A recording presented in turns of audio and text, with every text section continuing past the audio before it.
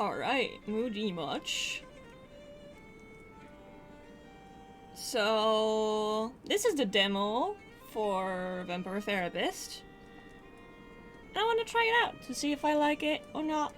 We'll see, I guess. But yeah.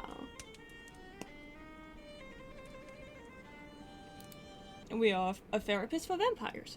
Vampire Therapist explores or touches on sensitive topics such as war, abuse, addiction, sexual oppression, suicidal ideation, religion, and of course, death.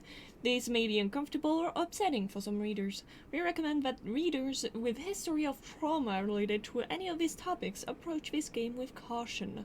Naturally, a game about vampires is will also involve blood and sexual themes. Strong language is also present. Vampire Therapist was developed in consultation with licensed therapists, but it should not be considered as a substitute for therapy, unless you're a vampire. My name is Sam Walls, and I'm a dead man. Well, kinda dead at least. See, I'm a vampire. It's vampire. Now, if you think that means all that Dracula hooey, like hissing, wearing skin-tight leather, and hunting mortals for sport, I wouldn't blame you one bit. That's exactly the sort of thing I did in my younger years with my former gang. And let me tell you, a vampire who's good with a gun can be a real terror. I got lucky, though. I met some kind mortals who saw beyond my fangs. They taught me my letters and showed me how my thinking was keeping me from finding any kind of peace. After they passed on, I roamed America's majestic wilderness for nigh on 90 years, figuring out myself and what it means to be a vampire.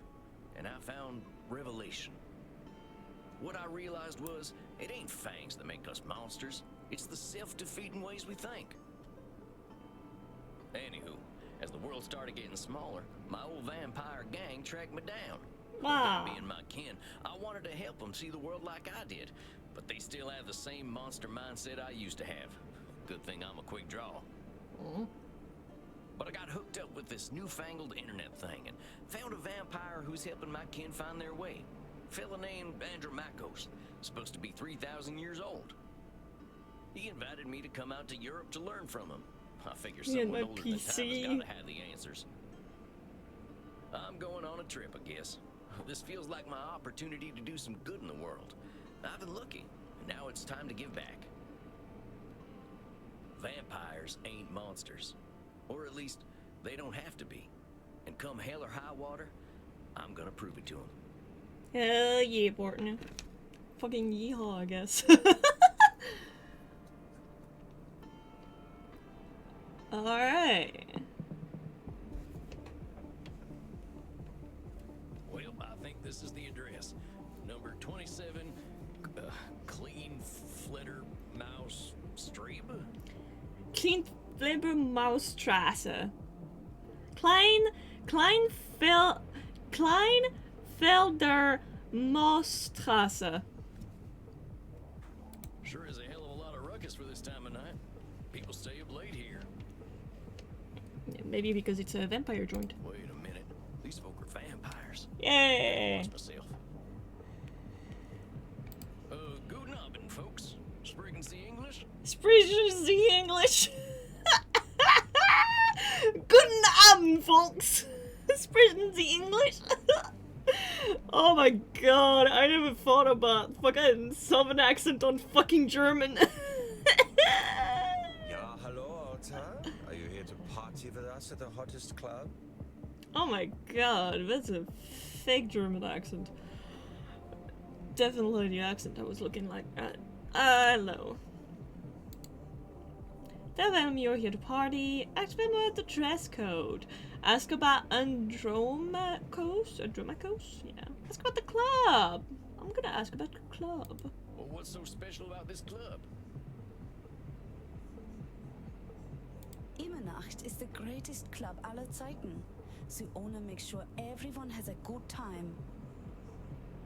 If anyone acts without respect, they are banned from the club forever. Ooh. Better be on our best behavior then. You are free to do and be whatever you like, as long as you are harming no one.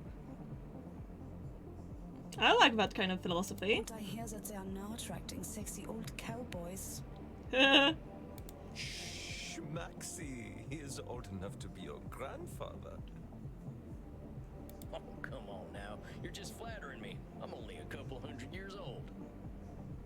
Oh mein Gott, he is so cute, Reinhard. Can I keep him? You're at the party, I'll buy the dress code. Where's the folk? I'm looking for Andrew Makos. You mean the club owner? Ja, das ist weil wir hier. Oh. If you're lucky, he will invite us to the private party at the end of the night. Okay. Well, what happens there? I think maybe it is too kinky for Americans to hear. Hey, yo! The music is fucking cool, though. Not gonna lie. I don't think what I'm wearing will fit the dress code. The cowboy look is total sexy, but you will get a bit sweaty. Bitch, you're wearing like 1, 2, 3, maybe 4 layers. And this is leather. And this is a corset. What the fuck are you talking about? Hey, Nacht, like, you spitting bullshit. I hope we will all get a bit sweaty. Slow down. Good thing we run a little on the cold side, huh? Don't worry, my Liebling. We make each other warm. Reinhard, stop. Don't scare the American. I want to do that. Maxi Liebchen, you're so naughty tonight. No, you are the naughty one. Can we go? Oh, I definitely ain't an American no more. I can cut loose. What kind of party is this? The kind where we dance all night and get sexy. Oh, here are them kind of vampires. Ach so, there are better things to suck than blood, oder?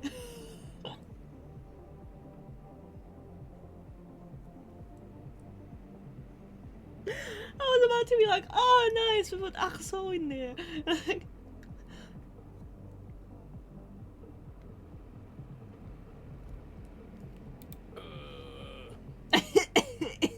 Ew. So we have to get past the bouncer first. If we do not, I'm thinking our night is ruined. Oh, wait a second. There's something about what she just said. I can feel it. It reminds me of one of my revelations about the funny patterns in the way we vampires think. Well, let's see. One type of thinking I noticed I called hot branding. That's when we brand ourselves with names we can't get rid of. Oh. Yeah, it makes sense. Like the psh thing. Like, yeah. There's high noon mind. That's when we treat a situation like it's a do or die showdown. Oh. Okay. Okay. So like very anxious shenanigans. And there's saloon thinking. That's when we act either helpless or invincible, like we've just drunk a pint of moonshine. Ah. Okay. Okay. Okay. I can always check my journal if I need examples. I kept all my notes about the funny ways we vampires think in there. Thank you. Introduction. I think I know Inner which thinking. one of them funny ways they're thinking in, though. Yeah, but like, kind of hot branding, I think. Hold on, compadres. You seem like the kind who can make their own fun. Yeah. I don't want to have my own fun. Immernacht is the only place to be on Friday night. Yeah, it feels like hot branding to me. Like they are putting a label they are not being able to remove.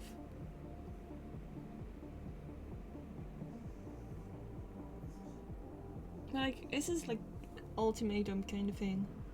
So like, it's either this or nothing. You know what I mean? So maybe it's more a high noon kind of thing. Like, it's either we get that or we get like it's the end of the world. You know, like, oh, it's ruined. Probably high noon. Amigos, you're putting too much weight on this thing. It's a nightclub, not a high noon showdown. The night's full of possibilities. Yeah. versus means, but I like the way the sexy American talks. You make us think that maybe it is better we haven't gotten into the club, because we are now meeting you. Hey, yo. Hey, if meeting me makes your night better, I'm glad we met. I really gotta find Andromachos, though. You have to get past the bouncer. He decides who gets in and who doesn't. And he hasn't looked our way all night. Maybe I'll have a little word with him. Excuse me, friend. I hear you're the man to talk to around these parts.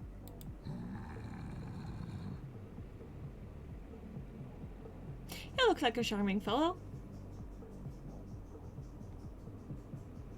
Likes My Little Ponies. Does bridge on the weekends. I'm here to see Andromachos.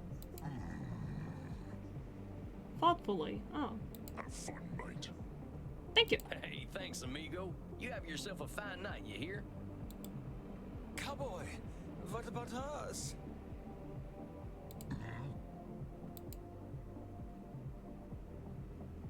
Dash their hope or bring them joy. Wait. Come on. We were very hoping for this. Yeah, sure. They're friends of mine. Have fun, mate. Well, come on, you two. We ain't got all night. Yeah.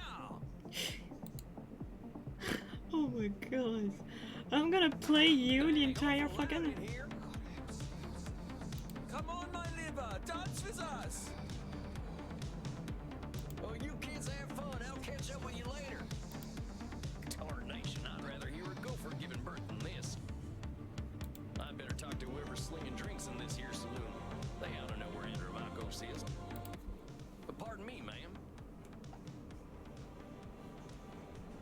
I need to find the fucking OST for this game. This is fucking great. Well, well, look at you. Oh my god, they look so A lot cool. of 80s fashion in here, but not usually the 1880s. Ha. What can I get you, Crimson. cowboy? The special's Red Bull and vodka. You down? Ha. Red Bull and vodka, because like... anyways. I never drink Red Bull. I'm actually looking for the owner. He around tonight? Might be. What do you say your name was? Sam Walls, begging your pardon. Oh, Sam Walls, huh? Is that makeup or is it like the lights? They look so cool. I don't think I know anything about a Sam Walls. After all, I'm just a know-nothing bartender. Oh, come on. That is hot branding right there. From where I'm standing, I see someone with style and confidence, not just a drink machine. Don't go branding yourself like that's all you are. Don't you go worrying about me, cowboy. The man upstairs warned me you were coming. I was just testing to see if you are who you say you are. Oh. Tell you what, let me give you something from our special reserve. I don't think you're looking for booze. Oh. Well, thank you kindly, ma'am. I was wondering where the blood was. I met some vampires outside, so I figured this was a vampire club. You met some gods, honey. They're here to dance and have fun. So all these people are mortals? How do you think the head vampire gets his blood? They can't wait to share it with him. It's a special experience. I mean, that's a very good way to get blood. Yeah. He's the only real vampire here. Well, him and Bert. The fucking fridge on the outside? Bert. You met him already. Bert, shuffle on over here. Yeah! Hi, Bert. This one's here to see the big guy. Show him upstairs, okay?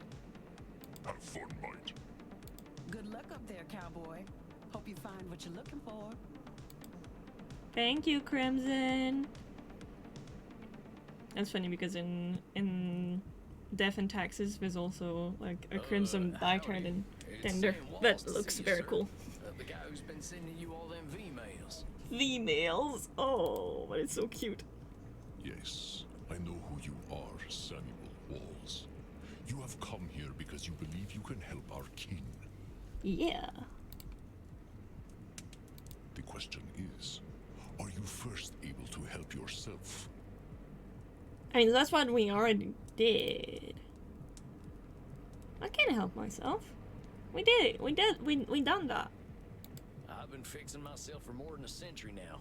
I don't think I need help. Then you must prepare to learn a most difficult lesson. Oh. We all need help, Samuel. I am pleased that you have come to Samuel? receive mine. Dang, you scared the heck out of me.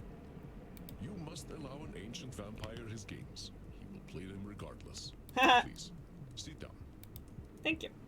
What an absolute pleasure it is to meet you at last. I found your messages most intriguing. Afraid there ain't much here in the way of intrigue.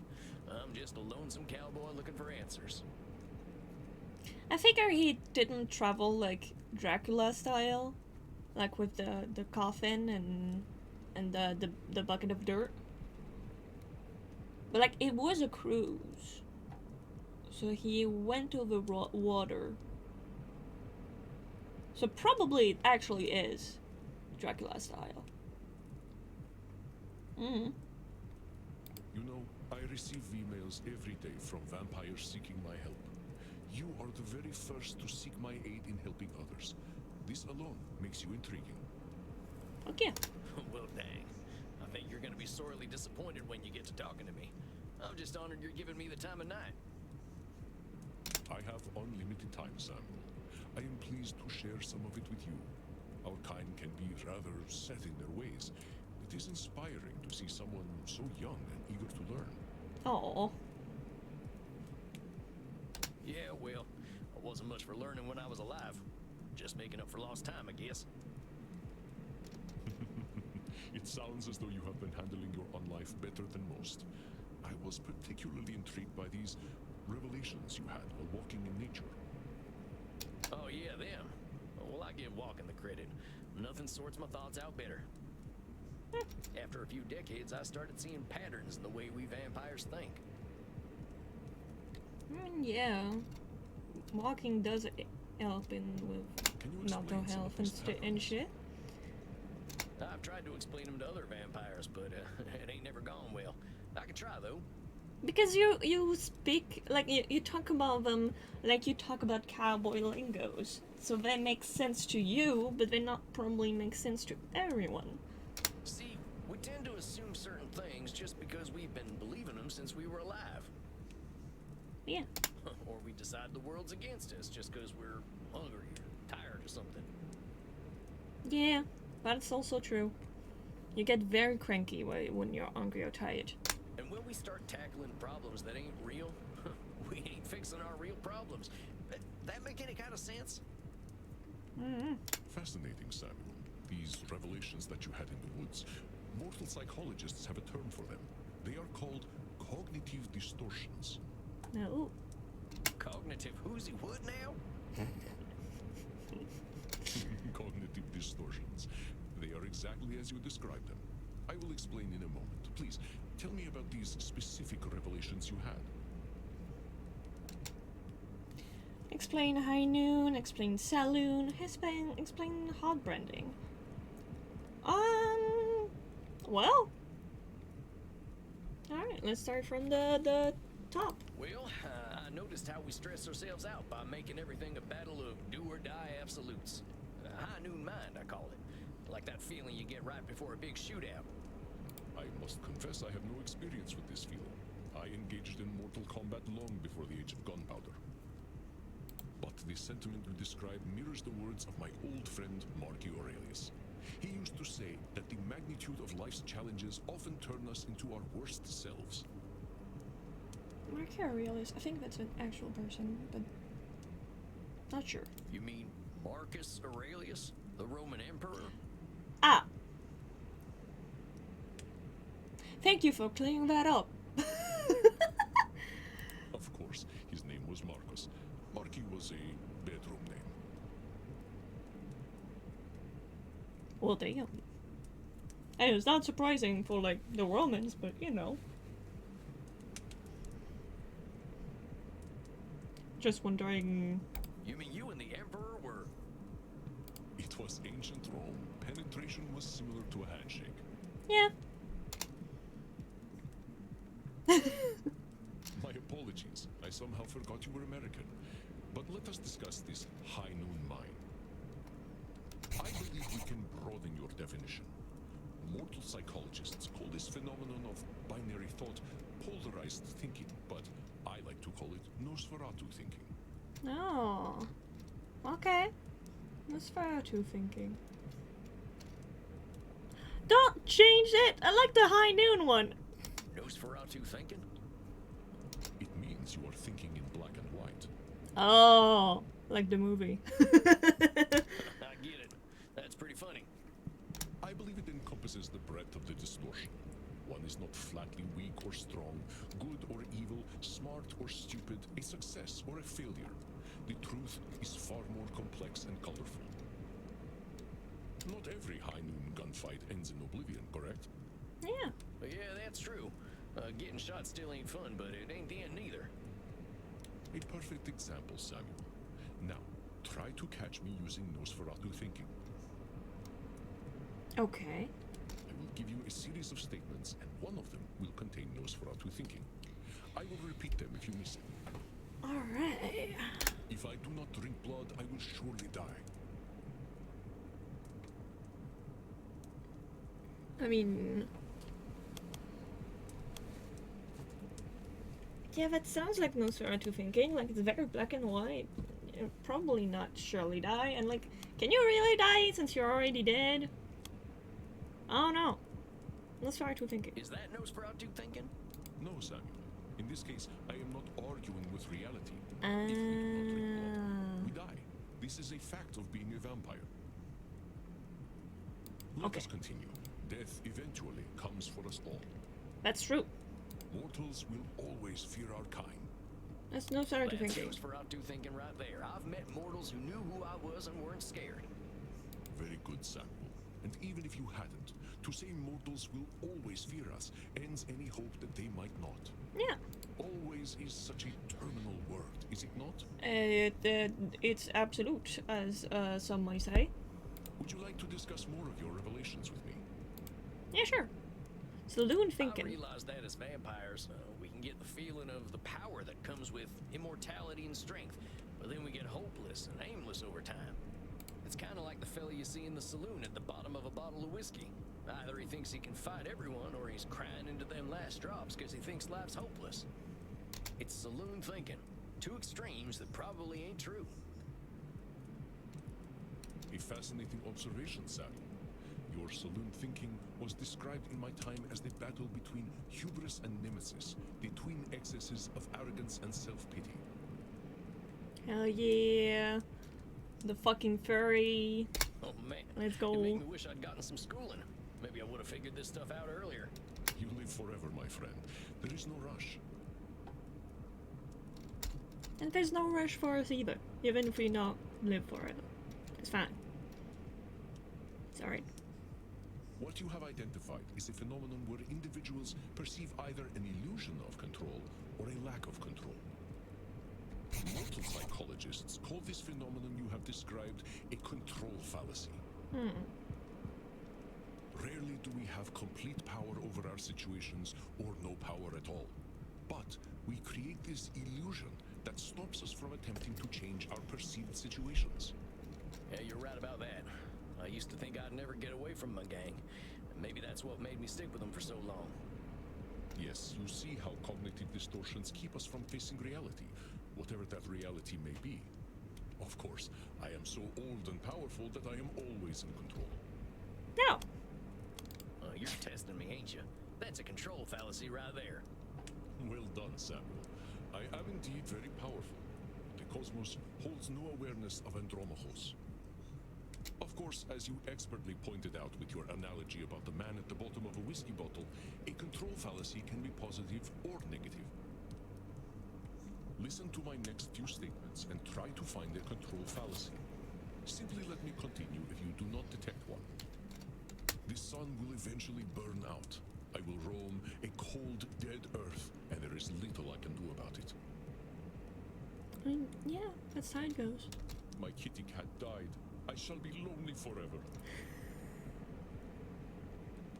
I am terribly sorry for your kitty cat, but you're not gonna be lonely forever. I'm sorry about your sweet cat. You could always pick up a new one. Or there's lots of them just waiting for a loving home, so you don't need to be lonely. I apparently became a 100 of years old cowboy.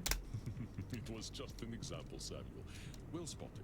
But I do speak from experience. I felt this way once when a pharaoh I was dating had our cat mummified.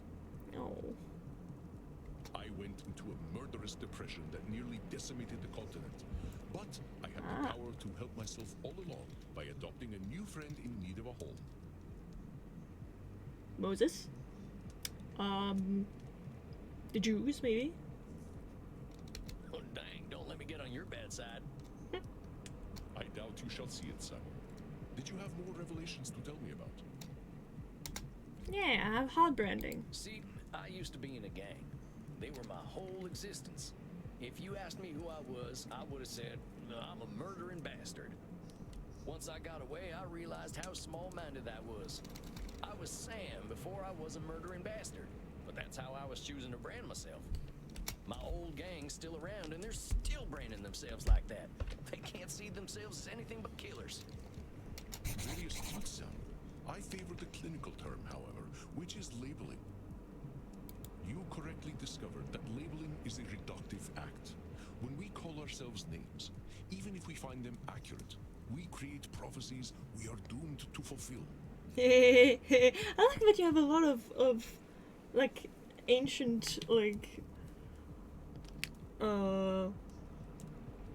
mythos and shit. Like, this is nice. This is shit I know. Nice. Oh yeah. For millennia, I thought of myself as a killer. It was not untrue that killing was how I made my way in the world. I was an unstoppable warrior and assassin. But with this label, I limited myself for ages. I did not only kill people, I also killed potential aspirations I might have had. See whether you can catch me doing some labeling in my next few statements. Alright. I am so old, I am ancient. Ancient, I mean... Yeah, you're old. And you are ancient, like, literally. Call me whatever you like, but don't call me late for dinner. Yeah, cute. How shall I describe myself? Yes, I am a mass murderer. What's reducting? Well, that's about as clear a labeling as it gets.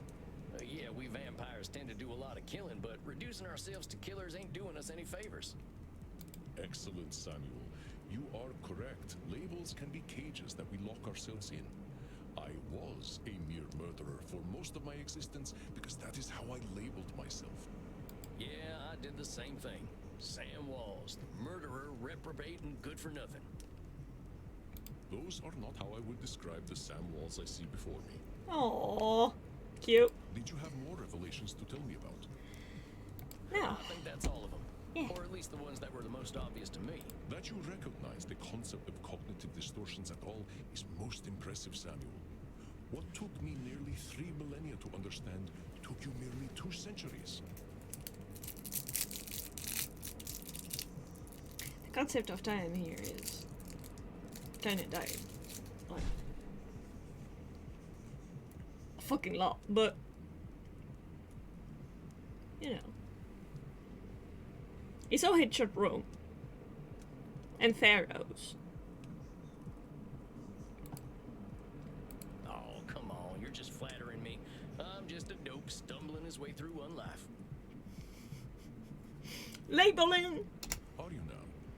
Tell me, Samuel, what kind of cognitive distortion are you exhibiting when you call yourself a dope? Yeah, I'm doing some labeling.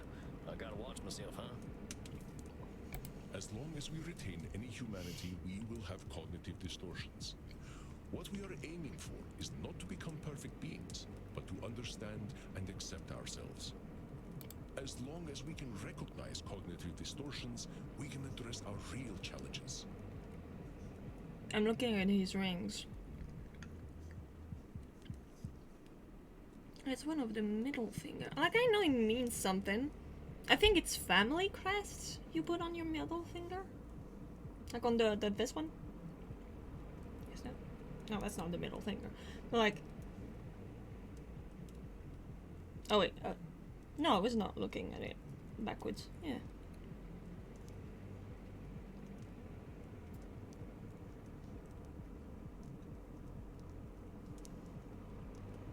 Yeah. Wait, what? Pinky. This one. Yeah. I think it's family crest on this. One cannot What? drink blood from a straw man, after all. Yeah, no. That's not really possible. I ain't never heard that one before, but I like it. If it helps solidify the concept in your mind, then I am well satisfied. I know you came to learn from me, so I will do my best to honor your good intentions. Let us ensure that you understand the concepts of labeling, control fallacies, and Nosferatu thinking. I will Thank give you. you a series of statements, and each one will contain a cognitive distortion for you to identify. I will begin. Thank you. If I invite over my vampire friends, I know I'm going to have to deal with guano all over the place when they turn into bats at the end of the night. That seems like Nosferatu thinking. Like, you need more nuance. Like, maybe they're not gonna put guano everywhere, you know? But I can be civilized. Well, that ain't right. He's acting powerless, like a man put into a whiskey bottle. What Andromacos say that distortion was? Control If I fallacy. invite over my vampire friends, I know I'm going to have to deal with guano all over the place when they turn into bats at the end of the night. Ah, yeah.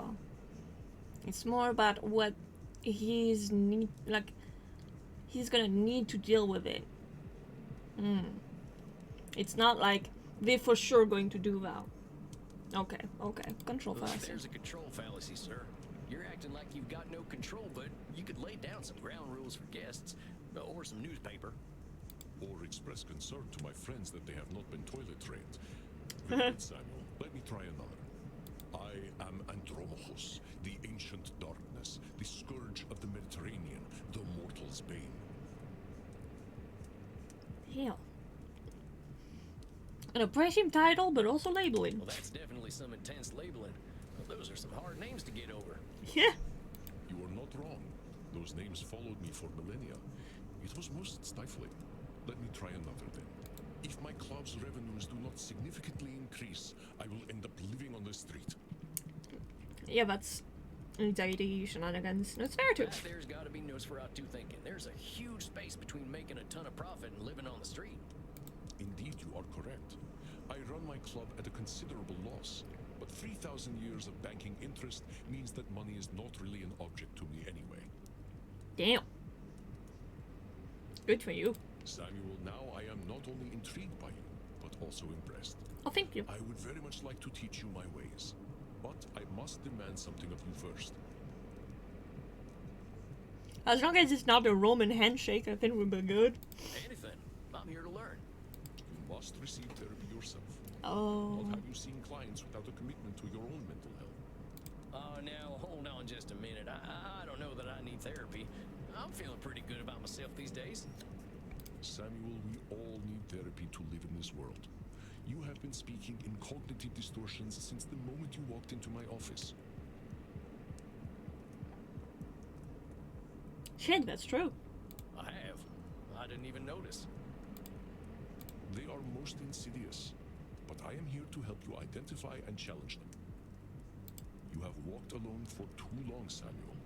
Allow me to share my experience with you. Well, all right, if you say so. I appreciate your taking the time to work on this old cowpoke. Labeling. We have all the time in the world, Samuel. But for now, you must be eager for something fresh. Please, dance, drink your fill. We will begin tomorrow. Thank you. Okay, then. Well, sir, it's been an honor. You don't have to call me sir, you know. Roman handshake. All right, then, Andromacos. Andromachos. Andromachos. Hey, Andromacos. Just call me Andy. And drama horse is fucking cool though. Well, is it from like Andromeda? Like the star? And also like the myth? Damn, that's cool. All right, Andy. I'll see you tomorrow then.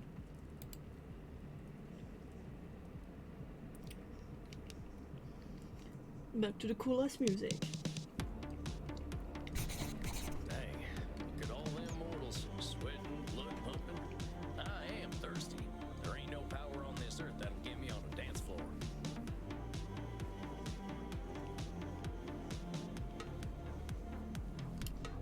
Maybe I'll see if the bartender's got anything for me.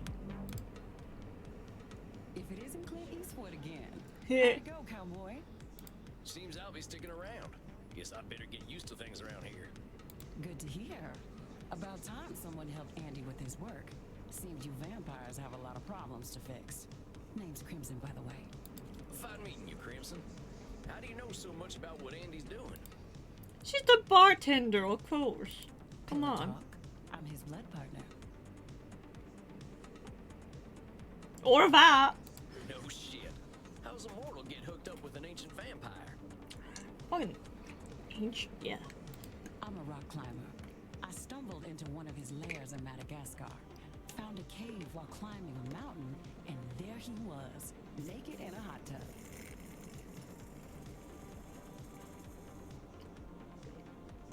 Damn. Dang. Must have been a sight. You ain't kidding, cowboy. Didn't expect a luxury apartment with a gorgeous naked vampire inside of a mountain. We hit it off, and he asked me to come back here with him. I like an adventure, so I said, what the hell? I'll date the gorgeous Dracula. But what are you doing talking to me, cowboy? The blood's running hot on the dance floor, and these kids don't mind a little biting. Ain't no way I'm dancing. There's gotta be a better way to get something fresh to drink. Reinhard, look. It's the sexy old guy again. You should buy us a drink, old guy. You'll probably get lucky. Actually, you will definitely get lucky. Damn. I mean, good for you guys, but also, holy shit. Also, is that like the chain brush? I think that's the chain brush.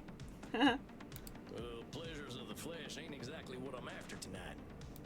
That's because you haven't experienced these pleasures with us yet. Buy us a drink and you will discover great satisfaction by us. Even they're not your type, tell them alcohol is bad for them. No.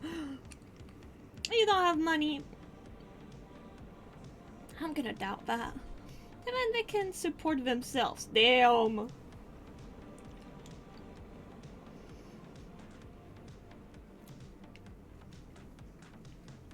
The music is very fucking cool. Not my type. I'm sorry. I ain't buying you a drink. You ain't exactly my type. Oh, we don't want to marry you. We just want to have fun with you. You kids are too much. Look, kids, you seem like nice enough folks, but I wasn't planning on buying drinks tonight. Stop teasing the cowboy, Kinder. They're just messing with you. Drinks are free here. But dang, really? Ain't never been to a saloon with free hooch. Call it a drink exchange. So, everyone here knows they might be sharing blood? Only as long as there's consent. We like to create a safe environment here. Fuck yeah. Why don't you take Reinhard and Maxie here back to the kink room? Wait, kink room? Mm-hmm. You're not in Kansas anymore, cowboy. We are not afraid of sex here. I'm from Missouri, but, point taken. Nice. Nobody has to do anything they don't want to do in there. Just have fun and drink your fill, handsome. I'm sure I'll be seeing plenty of you. Maxine, Reinhard, this is one of our special customers. Ach so, ein Vampir. I'm thinking we are all getting lucky then. My neck throbs with anticipation. Dang. Guess I'm going to a kink room then. Thanks, Crimson. I knew a man who wore this much leather couldn't be boring. Yeah, well, you got me pegged. Yeah. Not yet. Is that what we are doing now? Give me the document and I will sign myself up for it. Oh, see? I really ain't in Missouri no more. Look, I'm more into biting. Oh, your teeth look perfect. Are you going to bite me, Vitzos? That's the plan. Who's going first? Oh, me. Well, step right on up. Oh my god. Blue vein. Okay. So like right here. Oh, das hat sich gut angefühlt. Oh, that's a good thing. Is it my turn yet? Sure thing. Come on over. Alright, blue vein. So right there. Boop. Oh, Reinhardt. The hot old vampire wore me out. Me too, Maxi. I feel as though I have set up a mail server. Reinhardt, mein Sucke Fledermaus. Ich bin so müde, sexy zu sein.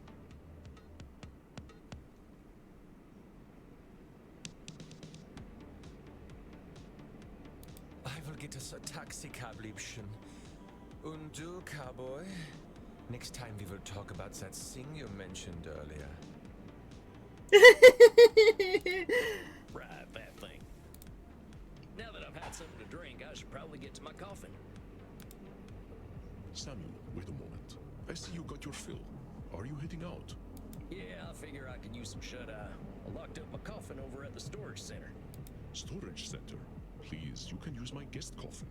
I insist. You must be well rested for the challenges ahead. Guess I got a big night tomorrow, huh? I should get a good day's sleep. Wonderful. Please, follow me. Well, dang. This is mighty plush. Guess it's one of them smart coffins. Smart coffins. Let's see what's on TV. Hey, I remember this movie. We were so proud to finally get some representation. Aww. Yay, rat! Rat representation. Not sure I should stay up watching movies, though. Nosferatu! Well, ain't much else to do in here. I think it's about time I hit the hay. Hope I'm cut out for all this.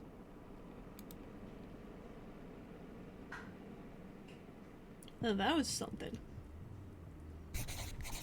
Samuel, good evening. I hope you slept well. Well, thank you. Like the dead, as they say. I was hoping to save you some breakfast, but I've already sent them on their way. Oh, that's all right. I'm still pretty full from last night. The audio is cutting a little too early.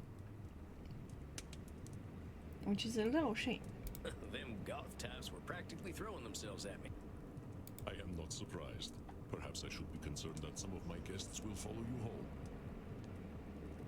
Well, gosh, if I still had mortal circulation, I'd be blushing. Why are you so embarrassed, Samuel? Ah, hell. Guess we should just save it for therapy, huh? We're gonna get started now? If you like. Why not? I'm eager to get going. Let loose, Doc. Very well. Let's start with the first question any therapist asks then. What brought you to me? Why is becoming a therapist so important to you? To help you can. Well, gosh, I remember what it was like. Being all angry, hungry, and scared all the time. It ain't no way to live. That's for sure. When I see vampires acting the way I used to, I just need to show them there's more to unlife.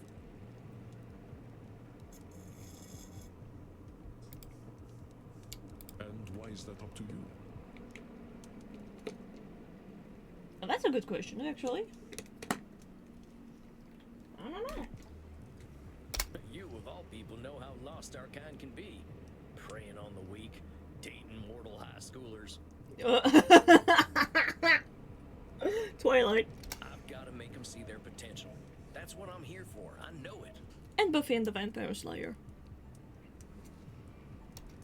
That is a lot of responsibility to place on yourself. That's true. You got a funny look in your eye. Am I doing one of them distortion things? You are most perceptive, yes. Perhaps you can tell me what it is. When you say you are here to make vampires see the world differently, in what way are you distorting reality?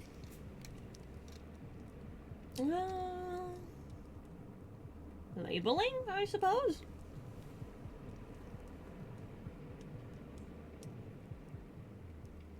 Because it stops, like, it you know, because it's not I am overpowered or I am underpowered. Maybe it is, actually. Like, it is a tall horse to say, like, oh yeah, I'm gonna help you change your whole worldview, you know? It does, like, sound like something a drunk guy would say. Yeah, I think it's, control fallacy. Well, I guess that's a control fallacy, right? I can't assume I'll be able to help other vampires the way I was helped. Very good, Samuel. Control fallacies are hard to avoid when one feels strongly about something. Your fate is not to transform every vampire you ever meet, even those who are your clients. You will do what you can do, and that is enough. But I am eager to learn how you develop this desire to help our king find a different way of thinking. Well, like I told you when I first female you, I was a real nasty son of a bitch when I first became a vampire. When I look back and see what a no-account piece of shit I was, I ain't nothing but embarrassed. It all seems pretty stupid to me now. Here we are living forever and all we can do is kill? That's the dumbest thing I ever did here. I am going to stop you for a moment. Stupid, no-account piece of shit, nasty son of a bitch, dumbest thing. Do you hear the way you are talking about yourself?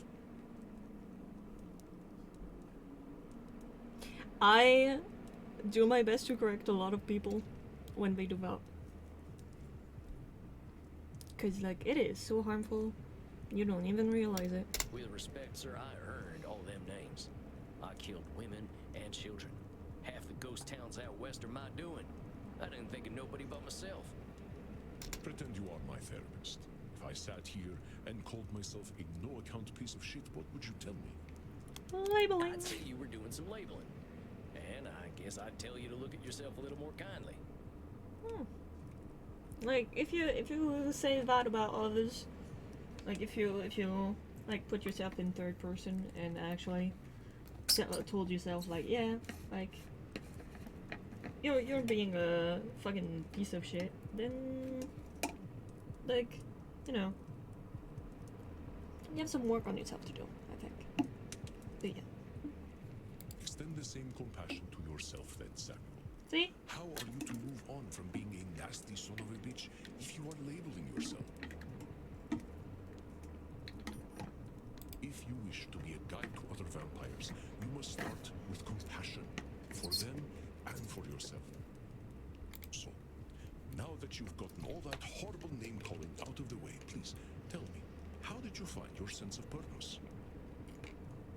It's very funny because that kind of name calling is very, like, in cowboy culture, so, like, we didn't even realize it because it was part of the stereotype. That's kind of funny. Well, I was on the run, you see. The Wild West was ending and the Pinkertons were starting to get the better of my gang. I went into hiding and found a strange group of folks out in the country. They knew I was an outlaw right away, but they didn't judge me for it. They didn't even care that I was a vampire. They welcomed me like a friend, even shared their blood with me. They taught me how to appreciate the beauty of the night, and I started seeing things I'd never noticed before. That's beautiful. They taught me my letters, philosophy, and how to question things instead of being scared of them. I think about them every day of my own life. They somehow freed themselves of all the judgments of the time and were better off for it. These must have been the 19th century American transcendentalists, yes? Yes, sir. I'm glad I died when I did, because their like just don't exist no more. Once my community died out, I started walking. That was something else they taught me how to do. There ain't nothing like having a walk and a think. I walked in nature for about 90 years and just took in all the grace and beauty of my country. I guess I was kind of selfish, though. I should have been helping other vampires the way the Transcendentalists helped me. Then you needed to help yourself first. You cannot help people if you don't know how to help yourself. Why? Why waste 90 years walking when I should have been helping others? Seems pretty obvious to me. I could have done a lot of good in that time. But your should turns that which you could find fulfilling into a duty. You create an extrinsic motivator. Should statements are another cognitive distortion, something created by your own mind. Nature asks almost nothing of you. Even if your should comes from a place of good, it creates undue pressure. Yep. And what do we do once we are pressured? We resent the shoulds. We procrastinate. And as you know, we have a lot of time to procrastinate. You got that right. Why do today what you could do next century? Exactly. Should statements remove the intrinsic joy from that which you find fulfilling? Hold on, though. Ain't there some things we really should do? Of course, there are things we must do. But nature herself tells us what they are. We invent the rest. Here, let me give you an exercise. Listen closely. See whether you can find the should statement that is a distortion. Again, something I do. As long as you did the basic shit to be alive, then congratulations, you succeed at life. But yeah, I like this. Fuck yeah, let's go. To the vampire dentist. You know what they say. If you have bad fangs, you get bad blood. Yeah, you should. Taking care of your hygiene is very important. I should drink blood today. That is important. I should take my blood partner Crimson out on a date. Oh, that's nice. Yeah. I should be wary of sexually transmitted diseases. You should, yeah. Did you miss my should statement? Let's try again. I should go to the vampire dentist. You know what they say. If you have bad fangs, you get bad blood. Maybe that's this one? Because, like, it sounds like imperative, you know? Like, I should do it, I should do it, I should do it. I don't know. That's something I would, like, put away, I think. That's the one. No one should go to a dentist. Goddamn butchers. That is not true. We have to go to the dentist. Our teeth are important to us. How long has it been since you've seen the dentist, Samuel? No, not since the Civil War, and I'd rather keep it that way. We'll talk about that in another session. Let's try again. Cute. I should drink blood today. Yeah, that's important. I should take my blood partner Crimson out on a date. Well, that's not a should statement. Like, I'm Confucius right now. Private property do not read reward if found. Cowboybloodsucker@vmail.com. Oh my god. I don't get help in mind when I was pictured in the mid. So I can put a lot of pressure on. It's been very not too many. So like we should probably be dead because our hearts ain't beating, but seems that ain't true. I am a vampire, should live in a castle. No. When you're in a gang, the gang needs to be your family and no one else. No. A cowboy must never show fear. No. Okay.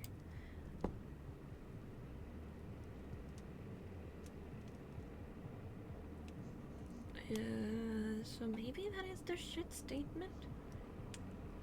Like you're putting pressure on yourself to like go out on a date when you don't know if that's the whole vibe? I don't know. Saying you should take Crimson out on a date is a should statement. You've turned something you want to do into something you have to do.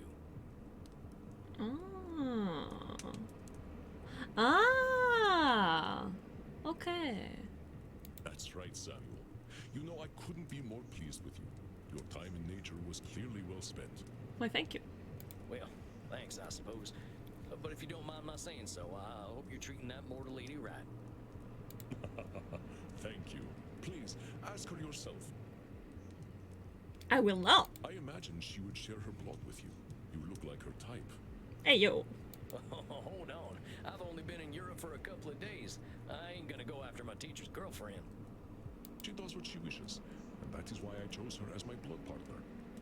Samuel, even if it beats no longer, you have a good heart. I think you will be an excellent therapist. No.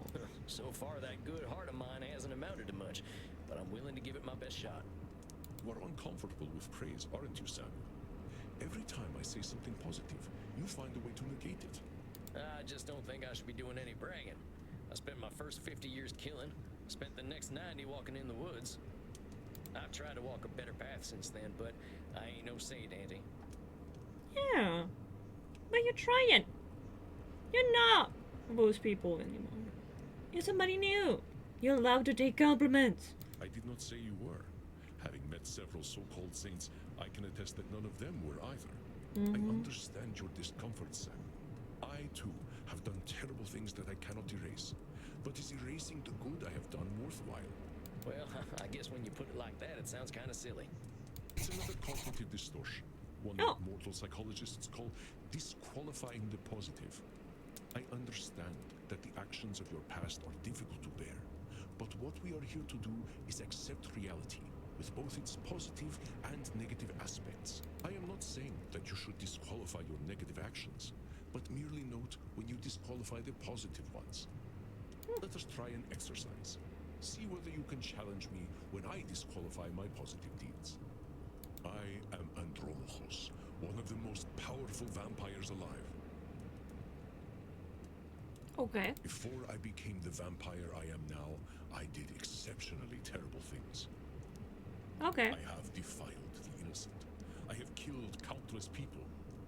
Okay. The good I now do pales in comparison to the evil I have done.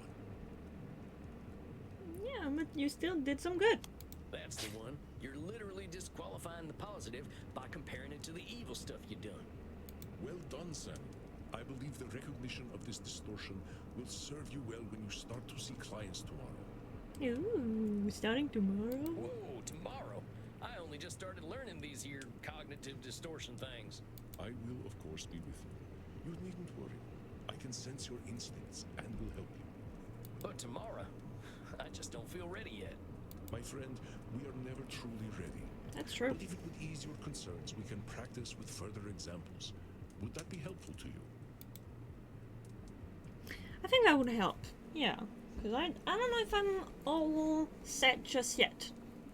Yeah, I think I could usually help. Very well, Sam. Let's try some examples. I will give you a statement, and you find the cognitive distortion in it. Thank you. I am far sexier than movie vampires. Therefore, I should be a movie star. That sounds like...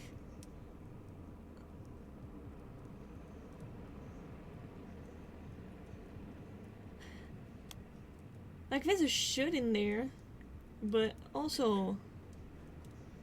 Like that sounds like like drinking talk.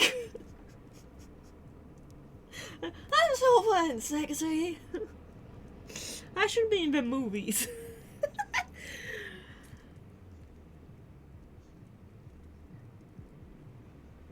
Like, I think you're giving yourself too much credit. Like, slow down. Very sexy, but slow down. This should be an easy one, Samuel. The distortion I am displaying is Ah. right in the name. Try once more. Yeah, I am far but... sexier than movie vampires. Therefore, I should be a movie star. That's... the first part of this was very misleading, sir. Oh, yeah, that's an easy one. That's a should statement right there. But you're not insecure enough to be an actor anyway. Excellent, Samuel. Would you like another exercise? Yes, please. If I cannot consume high-quality blood, I might as well drink blood from Florida. Damn. I feel like it's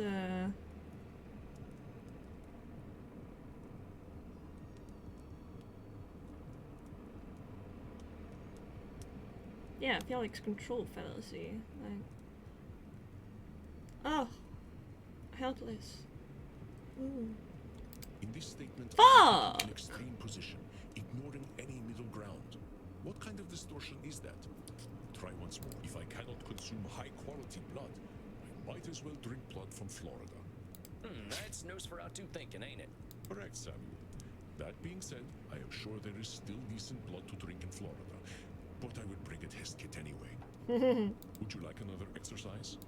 Yeah. I am an antediluvian old fart. Labeling. That sounds like labeling to me. You ain't just an old fart. Are you actually older than the flood, though? Uh-huh.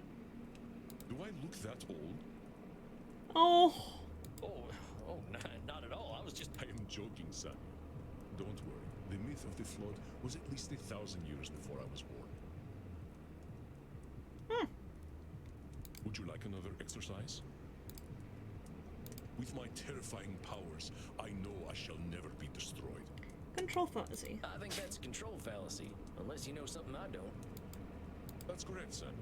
Though my powers are indeed phenomenal, the universe holds mysteries and dangers I cannot fathom. Would you like another exercise? Yeah, I think I'm getting the I may hang of hold this. vast knowledge, but acquiring it was inevitable thanks to my immortality.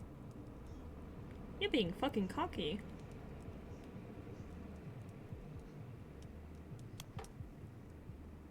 Try once more, Samuel. Is what I am saying fair to myself? Oh. I may hold vast knowledge, but acquiring it was inevitable thanks to my immortality. Okay. Yeah. It's going I to know that positive. one. That's disqualifying the positive for sure. I knew you would catch that one. Thanks. I didn't. Ah, the control, like, I am.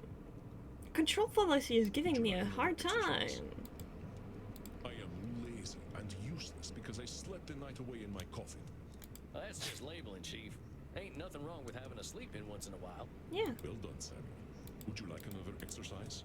I got blood all over me the last time I drank. I am always so messy. I am making quite a judgment based on a single incident. What kind of distortion is that? I got blood all over me the last time I drank. I am always so messy. That sounds like Nosferatu thinking to me. Everyone has a messy feed from time to time. That's absolutely right. The dry cleaning bill is punishment enough without the self-judgment. Would you like another exercise? I should speak at least 300 languages, including Java. I do live forever after all. Well, that's one of them should statements, ain't it? Nobody's making you learn Java. Thank goodness for that. Would you like another exercise? Whenever I meet a crypto vampire, I cannot control myself. I must destroy them. That's high noon shenanigans.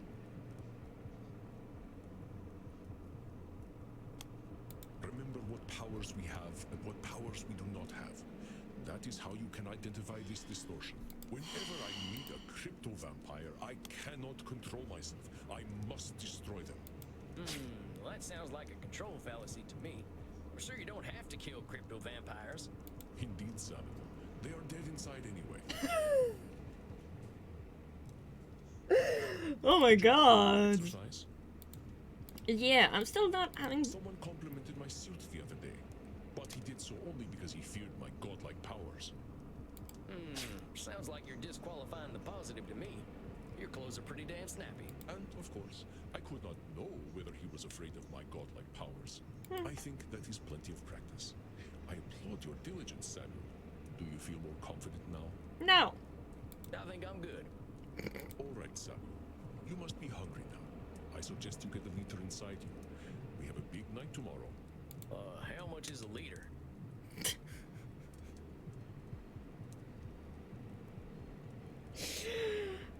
I forgot about that.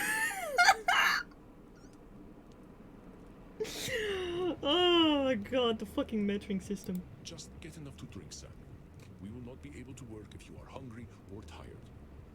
Now, please excuse me. I do have a date with Crimson tonight. I suspect I shall not return until nearly morning. Ooh, have Yeah, of fun. course. I hope you have a nice night out, Mr. Andy. Andromachus. You as well, Samuel. Rest in peace. Rest in peace. Ah, so we're not gonna talk to Crimson tonight, because she's on a date. Ah, Samuel, glad to see you are awake. Oh! Your first client is on his way. You don't have a little night excursion outside? Oh. What, already? Look, Mr. Andy, sir, are you sure I'm ready for this? These are people's brains I'm messing with. Fear not, my friend. You are a powerful vampire in your own right. To be so young and have so much empathy is quite a gift. That resonated with me. Big time. Thanks. All you need to do is listen, and I know the truth will reveal itself to you. Shucks, wish I had your confidence. Well, to a limited extent, I can see the future. If you are about to misinterpret a client's distortions, I will set you back on the right path. Holy shit. You can see the future. It's not that impressive, really. You start to see the patterns after 1,000 years or so. Well, dang. If seeing the future ain't impressive, that's gotta be a distortion. Disqualifying the positive, it's gotta be. You barely require my aid as it is.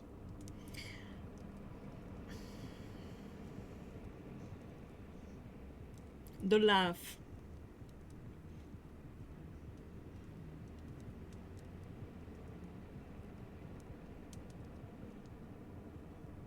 Like,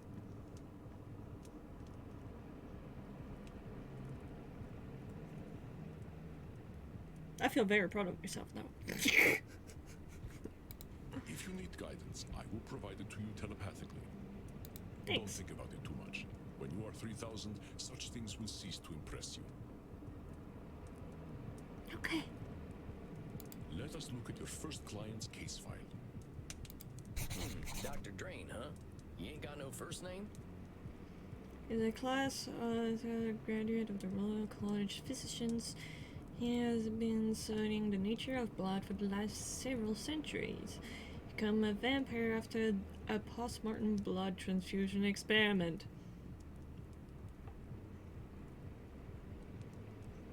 Well, thank fuck the only thing he got from this is just being a vampire. Holy shit. Now runs a global pharmaceutical research company. Is now concerned that he has developed an addiction to a drug of his own formulation. Detect strong irritability on the phone. Investigates Drain's drinking and sleeping habits. Many vampires go by one name. Families and titles seem to become more abstract after a certain age. Huh. So is it funny that he kept the title? Indeed, you catch on quickly, despite your habit of disqualifying the positive. I will let you work now. I shall be meditating in my coffin, but I will sense when you need my help. But Samuel, I know you can handle this. Be yourself, and all will be well. We should all have an Andromachus in our lives. It helps. Satan bless it all, I hate flying. Okay. Strong start. Hello to you too. Hey there. God's blood, what on earth are you? Chill. My name's Sam. I'm the new therapist. Make yourself comfortable, Dr. Drain. And American as well. Good God. It's not enough for you lot to take over the world of the living. Even the halls of the dead aren't safe from you. You want help or not? Oh well. I suppose your lot are all into this touchy-feely stuff, aren't you?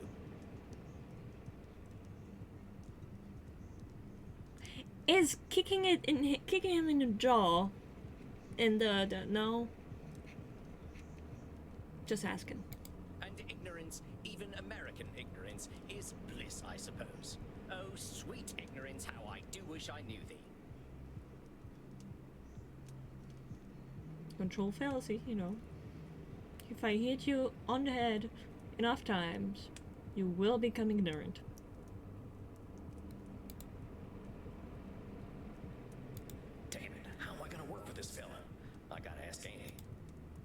all right, Samuel? You gave me this fella as my first client? Why not? He is clearly hiding very little about his state of mind. That's true. How am I supposed to help him when he already sees me as the bad guy? Use your instincts, Samuel. Think about how you have felt in your darkest hours. What does this poor vampire want? To be heard, I think. Okay, there's a lot of complaining, like, and when you're angry like that, like, sometimes it's because, you know, like, you needed to shout, you know, to be heard. Once the reality shakes, he wants to leave, he wants to complain, he wants to complain. I think he just wants to complain. Perceptive, Samuel. He can hardly stop himself, can he? So, what? I just let him complain? Yeah! Of course. Just give him a starting point to let it all out. It will make him feel better. Well, if you say so.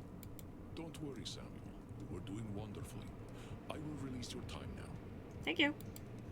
Well, are you just going to sit there? I was just gonna ask how your trip here was. My trip? My trip was bloody wonderful. Until my familiar got a flat tire and I had to fly 30 kilometers here as a bat. Familiar? Your car is your familiar? Damn. I hate being a bat and I hate flying. Do you know an owl tried to eat me? Me, a creature that has lived for centuries, treated like common prey. I'm surprised he was even interested. You should see what an ugly little beastie I am when I transform. Yeah, that's not nice to yourself. Be nice. All I could do was screech and squeak until he went away. Well, I suppose I'm alive, in a manner of speaking anyway. You all right there, pal? Yes, I'm fine. Well, I'm not, of course. I wouldn't be here otherwise. But for the sake of conversational integrity, fine. I take it you read my case file and know why I'm here? You're here for an addiction problem. Yes. Embarrassing, isn't it? No. It happens to everyone. What's to be embarrassed about? I remember when Ulysses S. Grant was president. Didn't seem to bother him. Oh, well, of course. How wonderful it is that I share the mental failings of people who only live a single lifetime. Hey, come on now. There's a part of us that's still mortal. Can't help that, just like we can't help being dead. So I'm discovering. Look, I just need some tips and I'll be on my way. Just give me all the tricks. Whatever one does to make addictions go away. Well, it doesn't happen in one night, that's for sure. Tips. Let me think. No. Tasty. A hug. There's no easy solution. Yeah. Partner, there ain't no tips that'll magically cure you. But I'm here to listen. You know, I never in my life thought anyone would ever call me partner. Like partner, but not with a T. And I know how you English love your tea. Thank goodness we can still process tea. We cannot live on blood alone. Oh, really? I appreciate the concern, though. Yeah, he already sounds a lot better. I must admit, I rather saw myself above this whole addiction thing. Tell you what, let's not worry frustrated. about being above or below anything. You're here now, so let's see what we can do. What exactly are you addicted to? It's a form of plasma, a catalytic compound of my own design, a necessary component of my own scientific goals. You're losing me. Some blood? Like the part of the blood? Some blood kind of component, basically. Well, let me try to make it simple. I have been able to replicate and even alter the molecular patterns that vampiric erythrocyte surface receptors receive.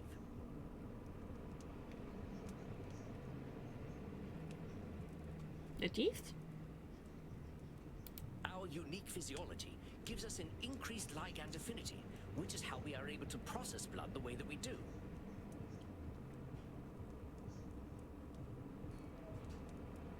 I have no clue what that means. I can extend this receptivity and thus achieve my true goal: synthetic blood, freedom from the hunger that plagues us, and hope for all humanity.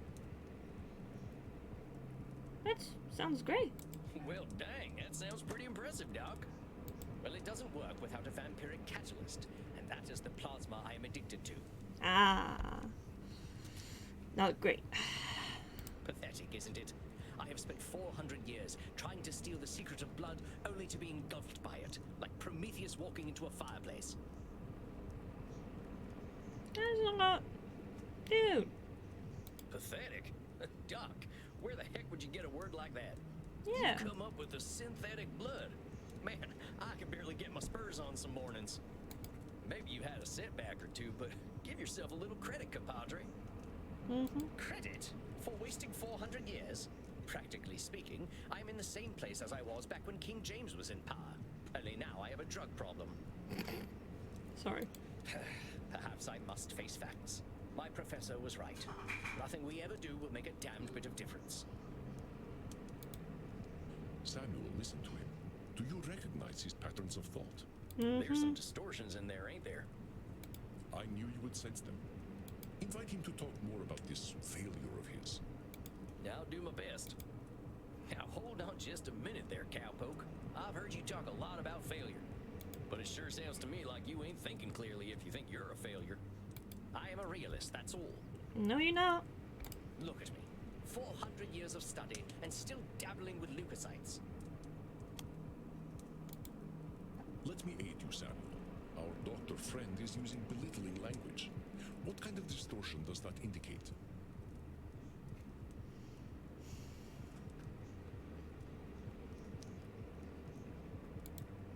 Look at me.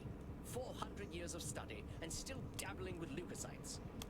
I don't know many people who would call working with leukocytes dabbling. I mean, I gotta admit, I have no earthly clue what you're talking about. Yeah. So unless you made up all them science terms, I think you might be doing more than playing with a chemistry set. Perhaps, but if we consider all there is to know about blood, I know precious little. You're like a lot of people. But you know something. Yes, I concede I might know something about blood. I would hope so after 400 years. You still got more knowledge about blood than most, whether it's been 4 years or 400 years, amigo. Let's get back to what you were saying, though. I'm saying I am surely the oldest, most well-studied doctor in the world.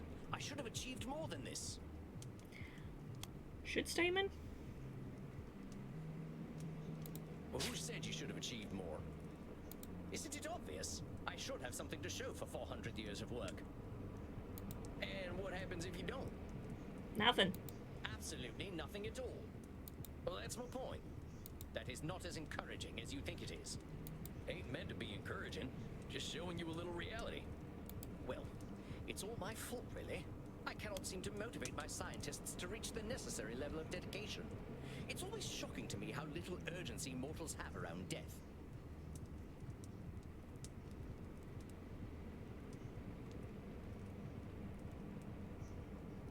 So it's all your fault. For once I got it right. Come up with the perfect synthetic blood. It can't be anyone else's fault. Only I have the skill, the knowledge, and the experience. Pardon me for saying so, Doc, but it sounds like what you're doing is pretty dang complicated. Yeah. Sounds to me like you're some kind of god if you expect control over life itself. Please, I'm a scientist, not a spiritualist. It is not control I seek, but understanding. And understanding something takes time. And are you ever gonna have perfect understanding? No, of course not. I'm not a wizard. So how about not putting saving the world on one person, Doc? That is a simplification, but I take your point. As I was saying, now that I'm addicted to my own drug, I have joined the ranks of mortal celebrities in my utter irrelevance. That's black and white.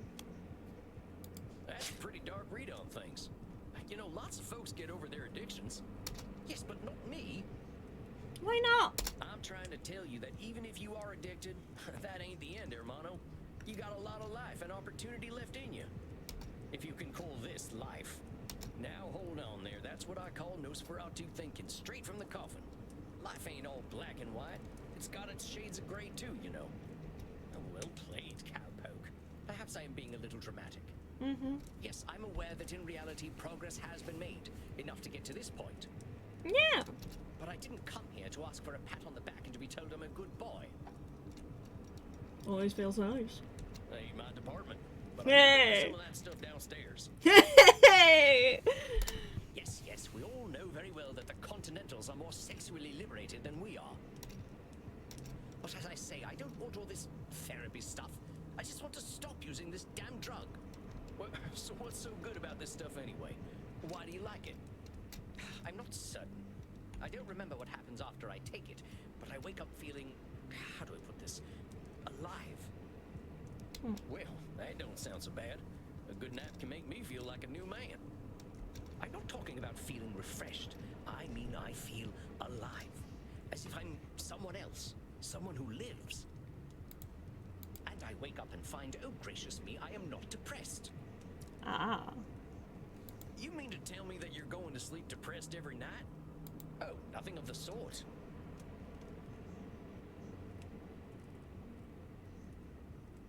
Oh well, I'm glad to hear that. You're assuming that I can simply go to sleep and my global scientific enterprise will run itself. Ah, so you don't sleep. Oh, great. Oh wait just a gosh darn minute. You're telling me you don't sleep? Yes, it's not as though we can get much deader already, and I have work to do. So you're not sleeping, and you're always depressed. I think we're starting to get somewhere. Mm-hmm. Oh, don't be such a bumpkin. If you are a sapient individual, aware of the world around you, depression is the only sensible reaction. It has nothing to do with sleep.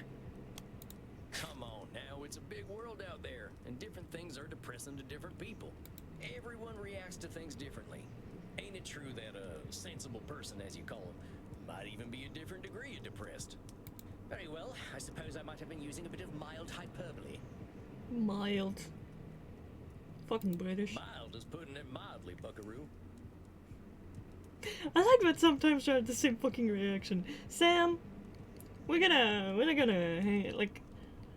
I think we're gonna be a great team. Buckaroo? Now I'm even more depressed. Regardless, I didn't come here to be a whiner. Oh, boo-hoo, life is hard. Yes, we all know it's hard. No. Dr. Drain is calling himself a whiner for being sad. If he is trying to bully himself into being happy, he has clearly met with minimal success. Regardless, I didn't come here to be a whiner. Oh, boo-hoo, life is hard. Yes, we all know it's hard. He looks like Jimmy when he's like that. Right? That's not just me. You're not a whiner. Sometimes you need to And what you whine. say coming and talking to me makes you a whiner? Is that not what I currently am? No. Sounds to me like you're expressing yourself. Whiner is the word you used. Yeah, if you want to call it whining, that's up to you. But that's entirely your label. Oh, very well, call it moaning or whinging if you prefer. That stuff that's going on downstairs again. You sure you don't want to go, mate? Moaning, whinging, bellyaching, still all just labels. I don't believe I shall be using the term bellyaching in any case. But as I was saying, in the moments I wake up, I feel free. I suppose it must be what being an ignoramus feels like. That's not nice. Wait, what?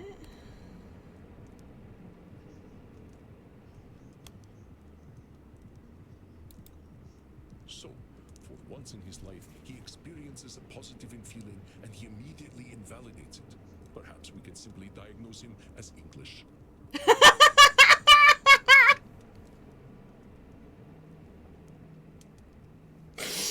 Yes, my man! In the moments I wake up, I feel free. I suppose it must be what being an ignoramus feels like. So you're telling me you feel good when you wake up, and then you call yourself an ignoramus. Before you even get a chance to reflect on feeling good, you're insulting yourself. That's what I like to call disqualifying the positive. I'm simply stating facts. Stating facts shouldn't impede an argument. What good is that fact doing anyone? It's about as useful as an empty holster. Lest I somehow forget that you are a cowboy. About this drug, though. Oh, very well. I suppose I might be discounting my experience. I don't know how to say this, amigo. You really don't like letting yourself be happy. Honestly, I'm failing to see the problem with taking this stuff. Seems like it's making you get the rest you need and it makes you feel good. What's the problem? First of all, I do not need to rest. You do. And partaking of this plasma does have downsides. What kind of downsides? I do not know what happens when I partake of the substance. However, when I wake up, I feel refreshed. But I also smell of blood and sex. Oh no, you mean, you finally get your, needs? Because you've been ignoring them? Oh no. Oh no. Once I even woke up wearing a football jersey. It was most distasteful.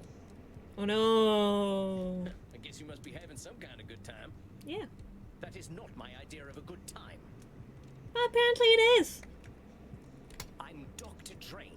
I am intelligent and worldly, not some ill-bred monster. How is that even related, motherfucker? You can do both. Who cares? I don't go gallivanting into godforsaken places to engage in depraved coitus and the consumption of dirty blood. But apparently you are. It sounds to me like you're real good at denying yourself things. Yeah. Well, I should be better at it. That's a shit statement. You know, Doc, a wise old vampire recently told me something I'm about to tell you. You keep talking about the things you should be doing. You, compadre, are shooting all over yourself. Oh, well, that is vivid, isn't it? I can now add incontinence to my already considerable list of faults. I'm being serious. I'm listening to you tell me I should be doing this, and I shouldn't be doing that. But who gave you all them shoulds and shouldn'ts? I don't know. It shouldn't matter, should it? I've been dead for over 400 years. It's the oldest stuff that sticks with us, amigo. We all got traumas. Heck, we're dead men. That's traumatic no matter what. What we gotta start with is you. You've been through a lot. Don't rope yourself up so tight. Listen, we're doing good work already, I know it. Now, let's not push too hard. I would really like you to think about where all them shoulds are coming from before we meet again. And be good to yourself, alright, partner? Don't feel like you gotta go cold turkey on that plasma stuff. Yes, well, all the same, I'd rather not do it at all. Yeah, but it's gonna be fucking hard. Is that actually gonna happen, though? It might. You're dipping into it tonight, aren't you? I was thinking about it. All right, partner. Just give yourself a little compassion. That's all I'm asking. I'll admit, you've given me some things to think about. Not pleasant ones, mind. Of course not. It's therapy, bitch. You can handle it, partner. You're way smarter than I am. Yes, well, that is certainly true. Very well. I shall do some reflecting, inasmuch as our kind can reflect. I shall see you in precisely 4 weeks, then. Farewell, Sam. 4 weeks. Okay. Bye. Masterfully done, Samuel. Thanks. I knew you would do well, but that doesn't make me any less pleased. Thank you. Well, that was a hell of a rush. That fella's holding on tighter than a holster to a gunslinger's hip. It felt real good to help him look at himself a little more kindly. Yeah. Good, Samuel. Treasure this feeling. But also rest. Go downstairs, get something to drink, relax in your coffin. Next week you shall see a new client. I think there will be an interesting challenge for you. I bid you good evening, Samuel. Rest in peace. You too, Andy. Well, I guess it's time I got me some grub.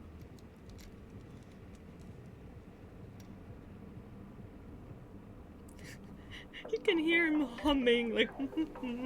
Well, that's it, I guess. My first client. Can't believe I'm doing this therapy stuff already. Sure could use a drink. I'll check in with Crimson. Well, if it isn't Yosemite Sam, how you doing tonight, partner? Better already, hearing from someone from the States who knows the lingo. I'm not from any states, cowpoke. District of Columbia girl here. Columbia. I figured you must have been coastal. You sound a little more, polished than I do. You should hear my German. Oh, maybe some other time. My brain's full tonight. I had my first therapy session with a real client. Oh, yeah? How do you think it went? It went great. I reckon it was a bullseye on my end. You should have seen me. Labeling, blam, disqualifying the positive, kapow. I'm glad to hear it. Someone has got to sort these vamps out. They know how to hold on to their problems. You ain't kidding. Living or dead. Once people hit Dead 70, or they get pretty dicey in their alive. ways. You know Andy still uses a typewriter? I can't get that gorgeous man to see the light. Keep it up, cowboy. You're a breath of fresh air for these ancient ones. Anyone ever tell you you're wise beyond your years, Crimson? You must have had some life. Afraid I'm exactly as wise as my years. How old do you think I am, cowboy?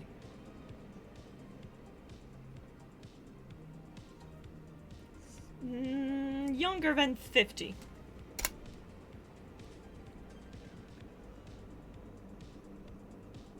Don't fall for the trap. I'm gonna do the gentlemanly thing and not hazard a guess. You would have gotten it wrong anyway. I'm 50 years young.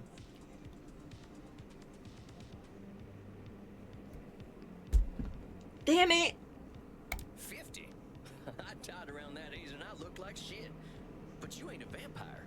Like I told you, I'm Andy's blood partner. He shares his blood with me too, just not enough to turn me into one of you. Oh. I've been 30 for a good while now. Oh. But you ain't joining our team? Sounds like a story. Not for tonight, buckaroo. I bet you're thirsty after a big night. Andy told me to give this to you. Oh yeah? What is it? We had a group of Americans come in last week who donated their blood. Aw. Andy can't stand the stuff. He says the blood glucose levels are too high, but he would appreciate it. Oh my god.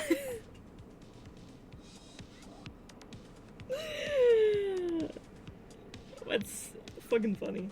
Because of the amount of sugars that is in American food and drinks. Oh, it ain't so bad.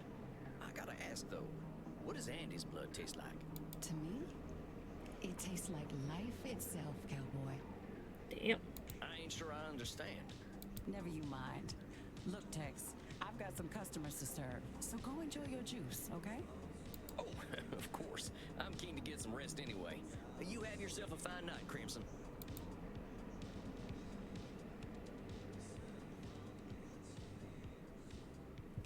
The music slaps so hard. There he is, my incredible protege. Oh no, you have the little. Oh, that's sad. Come on now, I have no idea what I'm doing. Evidence stands against that reasoning, my friend. Do we need to talk about disqualifying the positive again? All right, I get it. I guess I've been muddling through okay. You've been doing wonderfully. I hope you are ready for a bit of a challenge tonight. Your next client has been known to be somewhat difficult. Here, look at her intake form. Isabella Deste. Dang, she's got some funny tasting hats. Oh my gosh, yeah. Was a key figure in the Italian Renaissance, funding the works of Leonardo da Vinci, Andrea Mantegna, and Michelangelo. She received a humanist education and knows much about history, art, music, and philosophy. She comes from a highly aristocratic background that has endured considerable family issues through the generations. Of fucking course. Royalty is fucking terrible. She states that she is undergoing an existential immortality crisis, suggesting that her life and unlife has been meaningless. Suggestion: be exceedingly polite. I think you should get along quite well then. Damn. Walked right into that one. Isabella is not your average vampire. She was once the powerful matriarch of one of the most influential families in Europe. She fraternized with popes and kings, and she also wielded great power over the art world. Some say that she was the model for the Mona Lisa. One of them highfalutin types, huh? I don't think she's gonna like me much. She is as human as any of us, Samuel. I already know you will find a way to relate with her. He looks a lot like a cat when he's like that. like the eyes there. Yeah. If you say so. Remember, you can always seek my advice if you feel lost. You are not alone. But I hear the beating of elegant wings. Breathe, Samuel. Oh, and do be polite. Goodness. So you are the new therapist Andromachos told me of. I was not expecting someone so rugged. She does look a lot like Italian matriarch and shit. That is insane. I love the details we put in there. Like, she looks super cool. And again, like I'm pretty sure the pearls are the brush. Like I can kind of see. But yeah. Sam Wall's at your service, ma'am. You are a therapist. Well, that's what I'm here for, ma'am. Enough with this, ma'am. I am not running a whorehouse. You may call me Senora.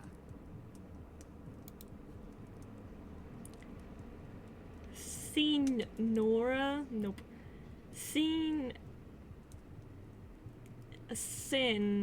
Nora? Nope. Yora. Yeah, that's All the right, closest. Senora. You have seen my what? Have you been peeking under my skirts, young man? Damn it. Huh? What are you talking about, lady? Signora. Say it. Signora. Signora. Signora. Signora? Signora! Signora!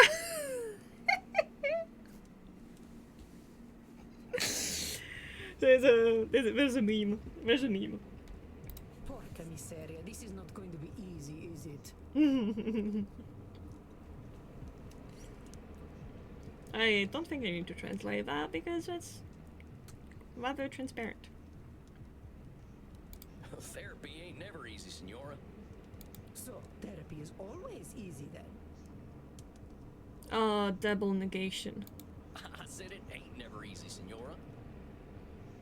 Is therapy easy or is it not? Not, I guess. Oh, how are we to examine my inner demons if your own speech is so diabolical? You know what? Let's start over. Greetings and salutations, Signora. I am most honored to receive you in my humble office. Very well. I suppose it will do. I'm just here to help, Signora. It says here on your intake forms that you've been having a tough time lately. A tough time. Indeed, yes, it has been a tough time. The realization that not only am I a corpse, but that I have been a useless corpse for nearly 400 years is a tough time. I doubt you've been a fucking useless corpse. So what's it off this Chill the feeling fuck. that you're a corpse? I saw a film at the cinema. Oh, self-image issue. Hey, I love the cinema. Bon Revolver movies, I doubt. Bon Revolver actors? Yes, because she likes the art. Bon Revolver Hollywood glamour.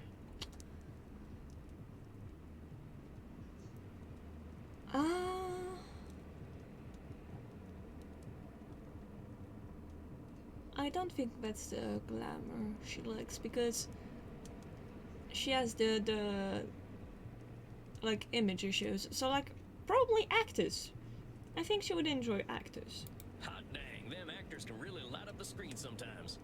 I'll admit, I'm pretty into the celebrity gossip scene. Who's hooking up with who? Who's making waves? I can't get enough of it. A foolish obsession. One must appreciate art, not the artist. If common mortals knew what Caravaggio had done in his free time, they would burn every one of his paintings. They'd have to know who Caravaggio is first. Yeah, that's true. Oh, do you know who Caravaggio is? Maybe let's get back to talking about what it was you saw at the cinema. It was a most terrible film, one that shook me to my core. The pain of it lingers with me still 5 years later. Well, movies can be pretty powerful. Heck, I remember seeing one of the first films. There was a train coming right for the audience. We thought we were dead for sure. This film was not powerful, it was meaningless. It said nothing, did nothing, less than nothing, as loudly and garishly as possible. Did you saw Twilight? That's okay. We all are traumatized by it. And the audience, fools that they were, cheered, applauded this desecration of the mind. Yep. I hate this film with all my being, for it has done the cruelest thing. It has revealed the dark truth. This life that I cling to has no purpose. What's the title of the movie, ma'am? Dang, what the heck was this movie? Yeah. Space Wars. Rise of the Spacewalker.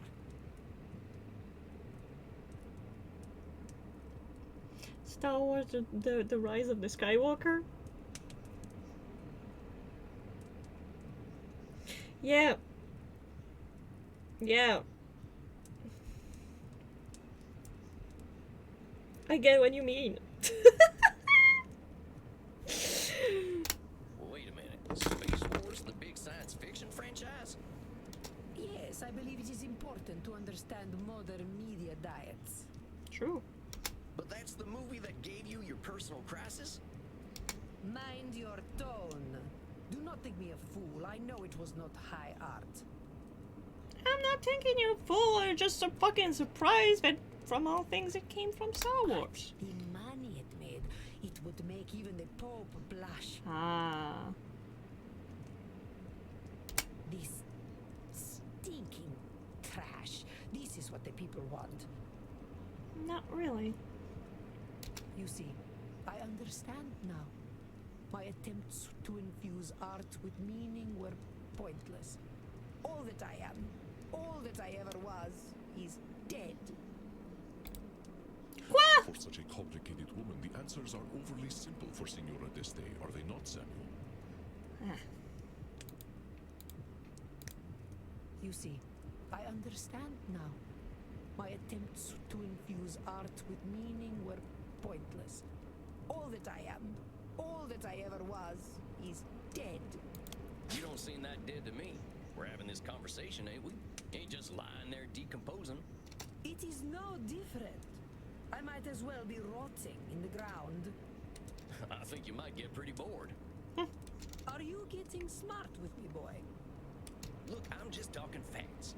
If you're saying all you are is dead, I think you might be doing some Nosferatu thinking. It ain't black and white. You're here. But let's go back to what you were saying. Once, I elevated art, and all the world benefited. Why have I lost my power to elevate art now? If that is not control fallacy, I don't know what I will do, but I guess I will do it. All the world benefited? There's a lot of people, and they got a lot of different preferences. You can't get them all, can you? But I could, once upon a time. You can't reach everybody, Signora. I hadn't even heard of the Mona Lisa until about 1911. Did you have any schooling whatsoever? No, I didn't. But I don't think anyone in my time knew about the Mona Lisa either. Oh, how wonderful. You add to my despair. I'm saying you can't reach everyone, even in your own time. That is true. I doubt the rabble had much of an opinion about the so-called great masters. We only know what we know. But you were saying. It was all for nothing. What good was guiding Da Vinci when they sell the Mona Lisa on beer coasters? I mean, why not? At least you know what it is. It's important. Come on now. Just because the Mona Lisa's been on a coaster doesn't mean that's all it's ever been for. Yeah. I think you might be downplaying just what an impact you've had on the world. Yeah. The world needs no help from me to reduce my life's efforts to cheap commodities. So just because something gets printed on a t-shirt, that cancels out everything that's good about it? Yes, that is exactly what it does. No. And I thought I was good at disqualifying the positive. It should not be so. Art should have meaning, purpose. Beauty should expose truth. No. That's not how art works, actually. Art speaks, that's right, but sometimes he just says that ducks are funny. It's okay. You're saying art should have meaning and purpose, but does all art need those things? What is the purpose of creation otherwise? Having fun.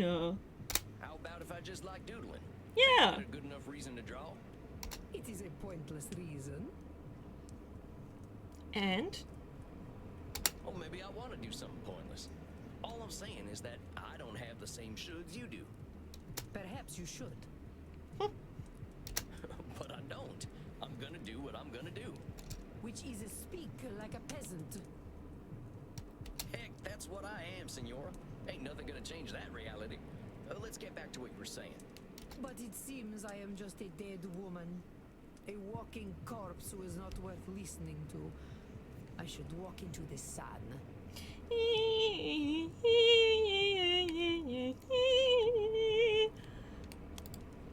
Ah! He certainly does not use kind terms to describe herself, does she? But it seems I am just a dead woman. A walking corpse who is not worth listening to. I should walk into the sun. Now, why have you gotta go and call yourself names?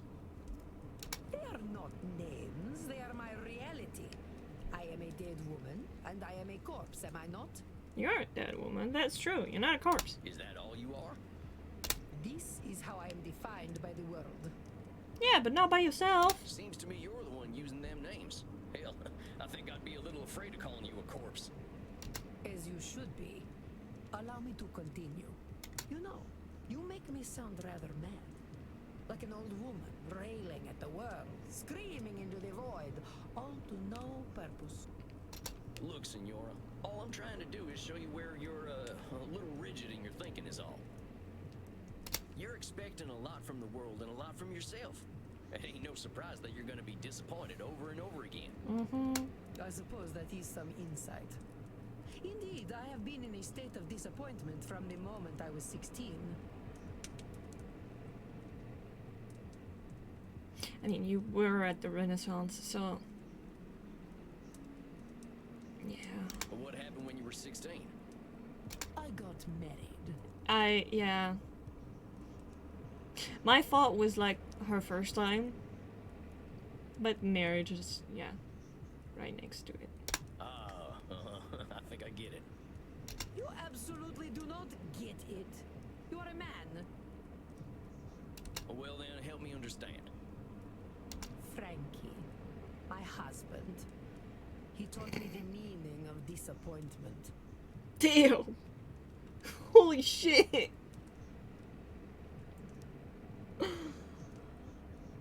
Oh my god, that one stings! He taught me the world was built upon lies. These things men proclaim as values. Truth, beauty, the spiritual. They were all fiction. But if men did not live according to principle, I would. I would set the example and shame them all. That's not right. Yet, what a fool I have been to think humanity had greater aims. So, what's this greater aim you're talking about? I received a humanist education as a child. I was taught that the pathway to God was through rationality and a questioning mind, not slavish devotion to tradition. Okay. This world is not Eden, but it could be. Or so I thought. I mean, it can be. But, you know, not for everyone. Everyone's Eden's gonna look very different. It's okay. So you're talking about a literal pathway to God? That sounds like a lot. No, fool. A pathway to godliness. To live according to our natures. Our true natures. So, drink, eat, sleep, fuck, make babies, do it all over again. Because that's what it is. Being nudist?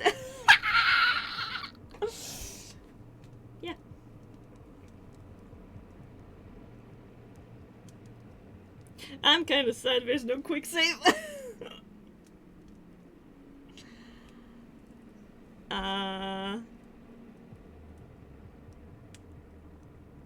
I doubt this is nudist because look at her. I'm pretty sure like an ankle would kill her. Being a vampire? You mean being vampires? Come now, boy. Nothing could be further from natural.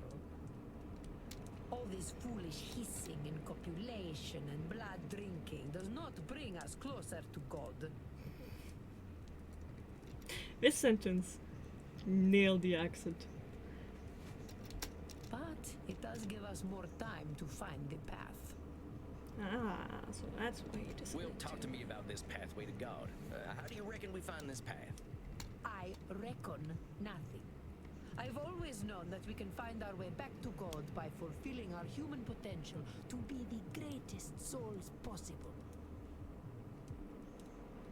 So what happens if we don't become the greatest souls possible? Nothing. Then godliness is denied to us, as it should be. Do we need godliness? So either we ascend or we're nothing, huh? I am glad to hear you are not as foolish as you look. Oh, let's be honest, senor. Plain folks like me ain't got aspirations of being as good as Jesus Christ. Ain't he supposed to be a forgiving sort anyway? Well, let's just get back to what you were saying. I have always known we must master ourselves and our baser instincts. Virtue must triumph over vice.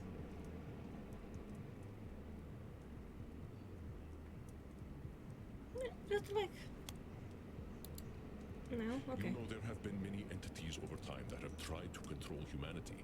They have all failed, and the Signora would do well to remember it. Mm-hmm.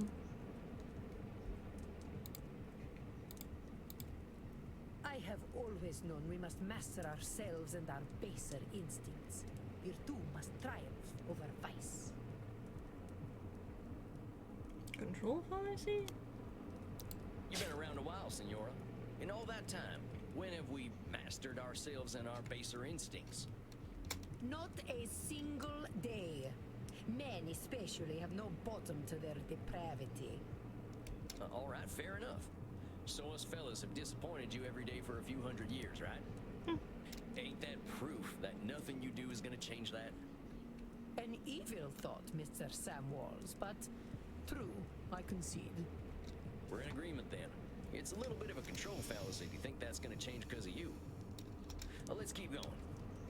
I have always known that the earthly lives we lead are disgusting, and only war and death can come of them.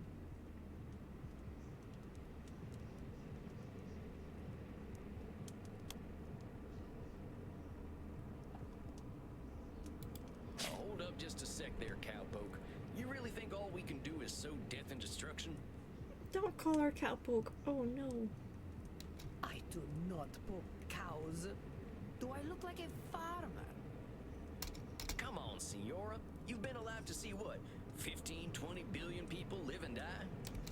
You really saying death and destruction is all each and every one of them ever amounted to?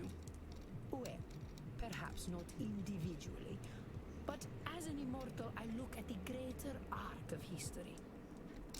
Well, most of us ain't looking to contribute to the greater arc of history, but that don't mean life's pointless.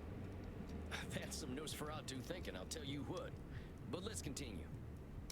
I have always known the people have become fat and lazy, and living within the Garden of Eden is impossible in such a state.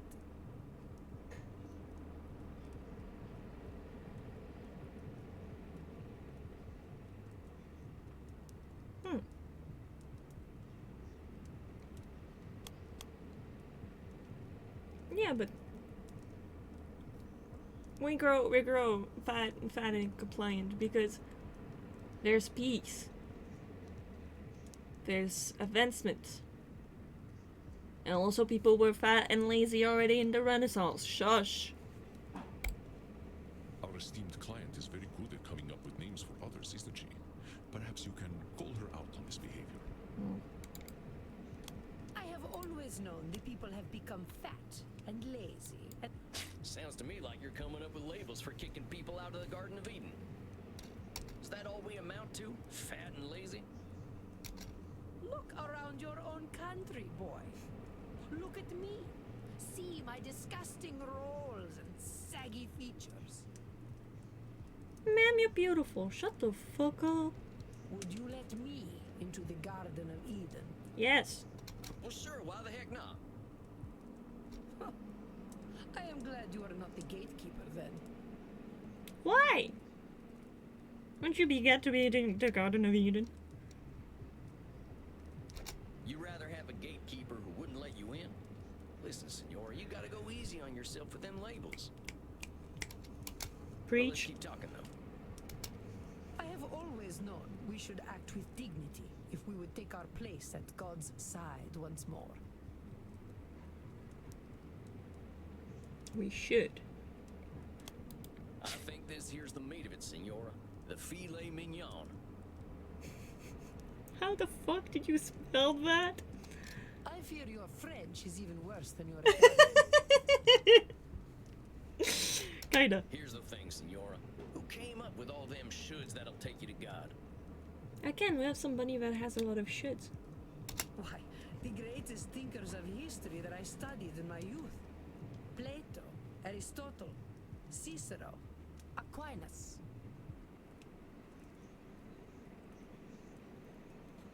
Wasn't Plato like pagan?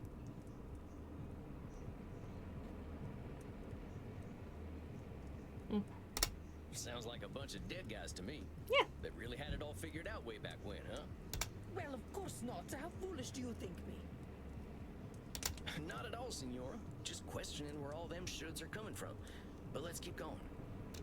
So you think you are so very clever, do you, boy? That by pointing out my distortions, you have won? No. That is where you are truly the fool. I already know how wrong I have been, that I have been chasing an impossible fiction all my life. Indeed, Then? I now believe that even if we did follow the pathway to God, once we reach the end, we would discover that he, too, was a work of fiction. When I say God, I mean goodness, propriety, intelligence. God himself is a lie.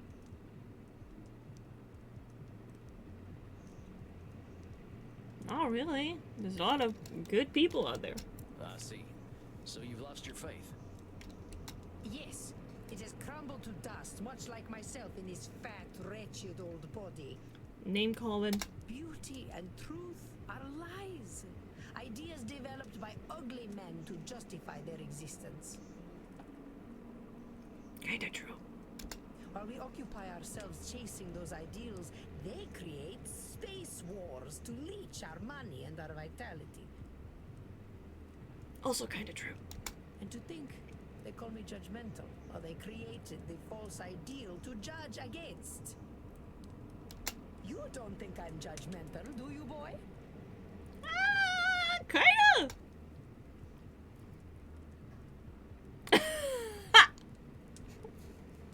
I love that there's no option to like, kinda, nah. Yes, absolutely. I wouldn't put it that way exactly. Besides, I ain't gonna call you names. In fact, that's where I think I want to challenge you. Senora, I think the person you're judging more than anyone is yourself. I know you got raised with all them high ideals, so of course you're getting disappointed when nobody can reach them. That's some heavy pressure, not just on them, but on yourself. I'd ask yourself what all that pressure's doing for you. Is it bringing you any satisfaction? We can't always control what things are gonna be. This is not acceptable. Why is it not? Why is it not? I got some bad news for you, senora. None of us really has the power to change the world on our own. Not even a clever lady like yourself. I suggest we start working on ways of helping you find a way to accept the world for what it is. But the world is base and unworthy. The worst. It's base. Remember that term I told you about? Nosferatu thinking? You're gonna strip all the color out of the world if you keep doing that. The world's a lot more than just base and unworthy. Nosferatu thinking. I am not used to having my own thoughts thrown back at me. Well, that's why you're here, ain't it? I ain't gonna help you change the world, senor. All I can do is help you find some other perspectives. I suppose there is a certain simpleton's wisdom in the way you speak. Thanks, I guess. Very well, boy. I will consider what you have said. We will meet again in exactly 4 weeks. Do we have an understanding? Alright. Yes, indeedy, senora. Ugh. Please learn to speak properly by then. Well done, Samuel. I believe you handled Senora Deste quite well. Thank you. You kidding? That lady straight up hates my guts. Samuel, if Isabella Deste hated your guts, she would not be shy about telling you so. Yeah. And also, like, a lot of people hate their therapist, so. That I believe. The older we get, the harder it is to gain a different perspective. Have patience. We are not all as wise as Samuel Walls. Guess it's just that simpleton's wisdom, as the senora called it. Do not adopt her labels, Samuel. I would not stand for it. That's cute. I know she was a challenge, but you rose to it as I knew you would. I think you deserve a night of hard drinking. What do you say? You don't need to tell me twice. All right, Andy. I'll see you later then. Indeed, Samuel. Enjoy yourself. Excellent work tonight. Rest in peace. You do. Yay! Wholesome healing, low price, buy it now! Appreciate fine arts. Yeah, it is. Very fucking beautiful. Meditate on immortal life. Learn many more distortions. Oh! Nice. But yeah. So that was the... That was the demo for... I'm gonna... Yeah. That was the demo for that game. I like it a lot. I didn't thought I would like it that much. Because it's mostly, like a novel, you know? But it is surprisingly very fun. And I like being able to peek out stuff and yeah. Very, very nice. Ooh, you voiced a lot of people. Damn. But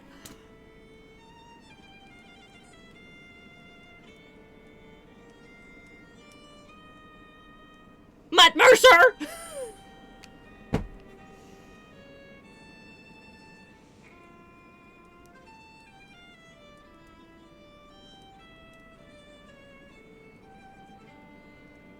Matt fucking Mercer? Are you kidding me?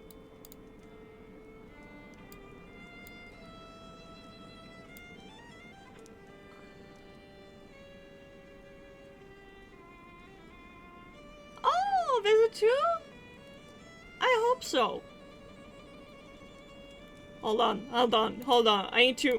Did I see that right? Did I see it right?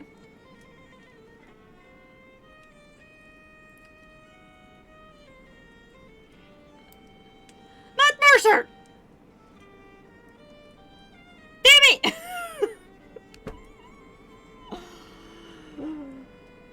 Oh, he's everywhere. He's everywhere. But yeah, I think I'm gonna buy the full game, and I'll continue on. Yeah, I'll make, other episodes of this. Hopefully I won't have to do the whole shebang again. But yeah, it was very fun. Very, very fun. I'm very glad. I'm very happy with that. So yeah. See you for that, I guess. Laters, gators.